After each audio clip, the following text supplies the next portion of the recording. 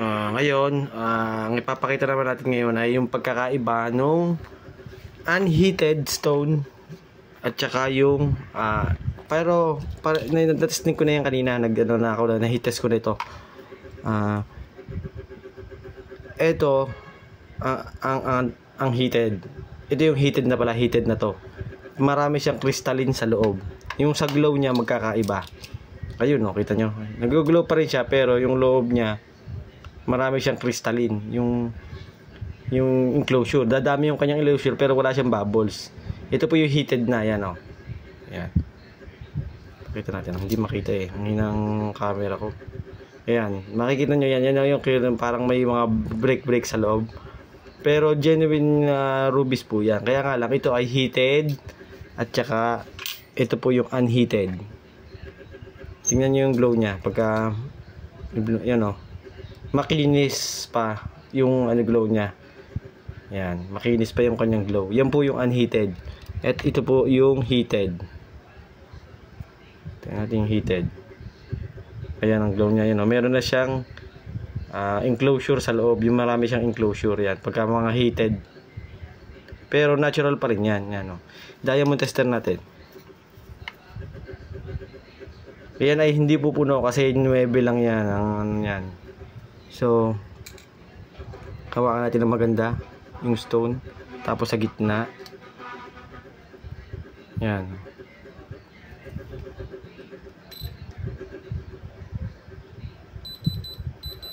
Ayan. Tapos yung iba pa na ito po yung unheated. Pagka yung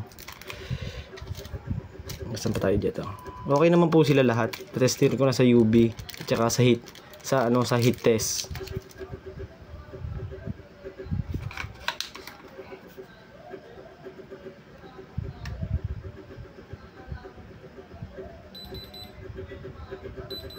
Dapat ito 9 lang.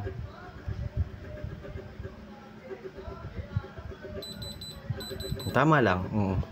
Precious stone din pala siya. Yan o. Yan ang kislap ng unheated. Okay? Yan. Unheated at saka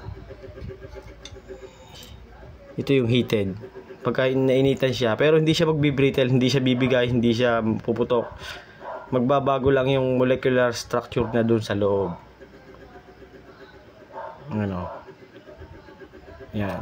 Yan po yung rubies. Pink rubies po yan. Pink. Pero nagkukulay violet din yan pag minsan. Ayun o, makikita nyo yun. Marami siyang enclosure pagka heated na. Marami siyang enclosure. Ayaw mag-zoom kasi ng camera ko eh. Sama naman ng camera to.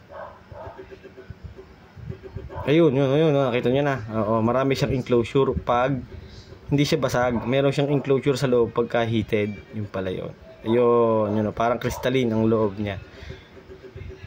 Kaya mas maganda pa pagka unheated, cloudy pa yan. Pagka hinit mo pala siya, makikita mo yung mga enclosure niya pagka hinited mo. Pero hindi siya puputok. Hindi siya yung sasabog, yung kagaya ng mga glass na sumasabog. Pumuputok po yun pagka ito yung heated. Dahil mamarking nga, lalagyan ko na ito ng pentel pen. Ito yung heated na. Kahit pa ulit-ulit ko siyang ilagay doon sa tubig na painitin at hindi yan puputok. Basta ibubukod ko na lang yung heated at saka unheated na ganito. Ang problema doon. Basta ang mahalaga, genuine yung bato.